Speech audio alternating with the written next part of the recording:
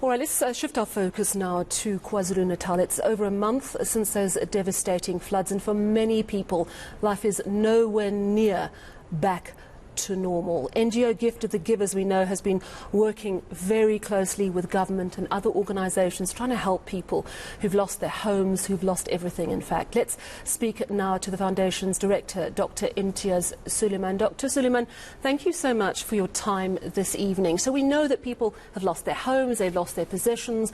We know that water's been out of commission because of the pipes that were broken and sort of drifted away.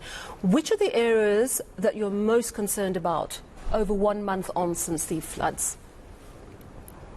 Two main areas. Good evening, Sally, and condolences to the ANC and to the mayor and his family. You know, it's a great loss to the city and to the country and to his family. You know, our deepest condolences to the family. Really tragic news to hear that right now. The areas that we seriously concerned about is the fact that houses haven't started yet. You know, housing hasn't commenced in the huge volumes of homes that have been lost.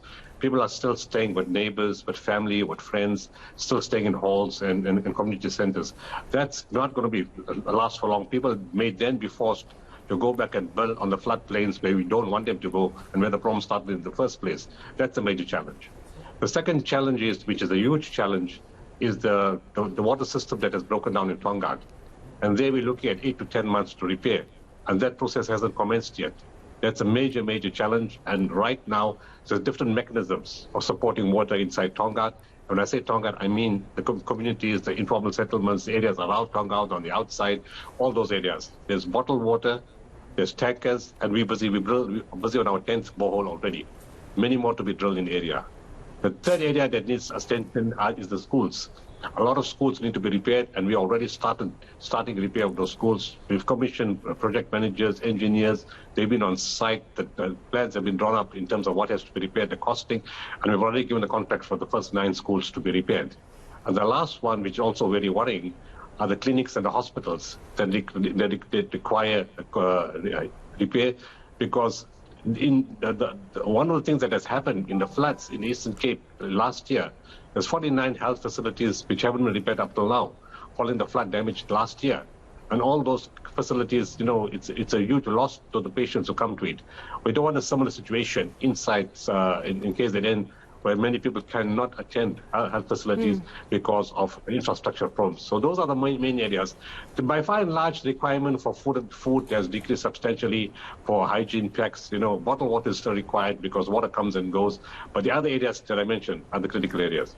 So I want to try and get an idea of the numbers. You say that houses have not started yet. So the building of houses for people who lost their homes, the allocation of areas where they can build safely. Do you have a number of how many people are in this situation? We talk about more than 40 or 50,000 people. You know, you're talking about the number of houses in informal settlements, more than 4,000 homes in that category. And besides that, there's so many homes have been destroyed. We only saw the real effect of this flood like 3 weeks afterwards, and not during the flood itself, and not in the first few days. I mean, I'm driving the roads right now, and you know, because the sinkhole is on the entry, which has finally been repaired yesterday, you have to use side roads. And when you take the side roads off the highway, you realize how extensive this storm actually was. How far down KZN it came towards Maritzburg. Yes, there was some damage in Maritzburg, in Pen Lane, Amsdale, in Cato Ridge, you know, in Cliffdale. But you actually see the houses, the land, the topography, the roads, how they've been cut. It's huge. And when you're driving to other areas, when you're going on site visits, you're seeing a lot of things which everybody didn't capture because it's just so much. There's so much. So the destruction is far, far, far more than what we know. That's astonishing. I mean, when you said 40 to 50,000 people who are still waiting for some form of shelter beyond where they're staying currently in a community hall, do you have a figure on how many people are being affected by this Tongaat water supply situation, which you're saying is going to take months to fix? Well, the entire town. So how many is that? Town, you know, and there's thousands of people. I don't know the exact figures, but there's thousands of people. Because if you ask them, they said they never knew so many people were staying in the town. Only when they saw the flood damage and they saw the houses getting washed away, it's only then that the people who live in the town for years suddenly realized there's so many people in the town. And there's thousands of houses, you know, along the floodplains. You know, in the one area alone 2,000, the other one 1,000, the other area 500. and then the community is going further out. You multiply that by 5 or 6 each house, it's going to run into tens of thousands of people. Wow. I want to ask you... And remember, when they're going to divert the pipelines from water from other areas, they look at contingency plans. But when that happens, the areas where the water is coming from, they're going to have a dip in their water supply. So when you're going to try to solve a problem on one side, you're going to have water rationing in other areas. And besides Tonga, we're still getting feedback from other areas saying they have no water, not only because of the floods. Some people haven't had water since 2002. Yeah. So there's other areas we have to look at that require water besides the flood damaged areas. I want to get a sense from you. You're saying that these houses, they haven't started rebuilding. Do you have a sense why? And the reason I'm asking that, because I want to know if you believe that funding is the problem. My understanding of how the funding for these rebuilds will happen is that the provincial government and the city will take its funds available so that it's released easier, so the rebuild can start. And at that point, they can then apply to be reimbursed from Treasury. Do you have any understanding of whether there's a blockage of funds that's part of the problem? It may be part of the problem, but that's not the only problem. The problem is government systems. You know what?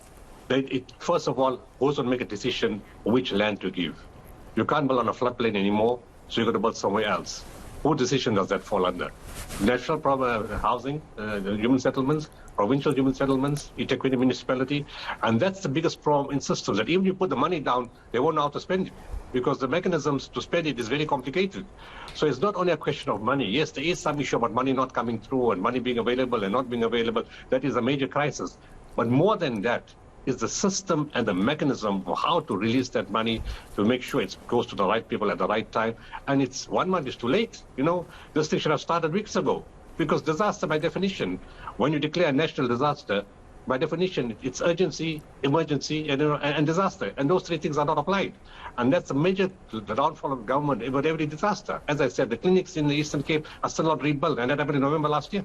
Yeah. Very quickly, what is your tally of how many people who are still missing?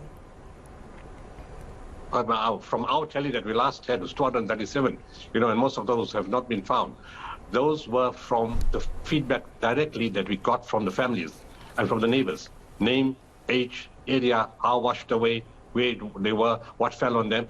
And that's from what they know.